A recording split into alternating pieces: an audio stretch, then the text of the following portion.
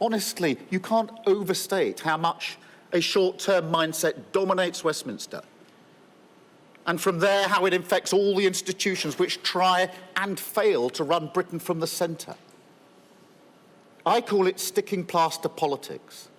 Sticking plaster politics. And in a kind of last-minute frenzy, it sometimes delivers relief. But the long-term cure, that always eludes us. And it's at the heart of all the problems we see across the country right now. I'll give you an example. Energy and the cost of living crisis. Now, thank heavens we have a price freeze this winter. That Labour's campaigning in the summer eventually brought the government to our position and its senses. But truth be told, the price freeze is the perfect example of sticking plaster politics. Necessary, of course, but nonetheless an expensive last-minute fix, papering over cracks in our energy security that have been on display for years. Now, don't get me wrong, nobody criticises the government for the effects of the war in Ukraine. But the war didn't scrap home insulation, the war didn't ban onshore wind, and the war didn't stall British nuclear energy. The Tory government did that.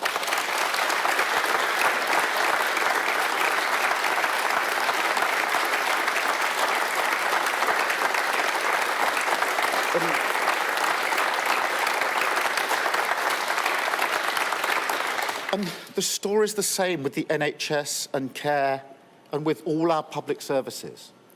The workforce and morale crisis has been an iceberg on the horizon for years.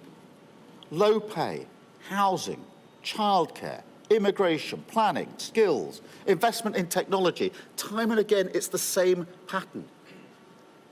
You saw it yesterday from the Prime Minister. Commentary without solution.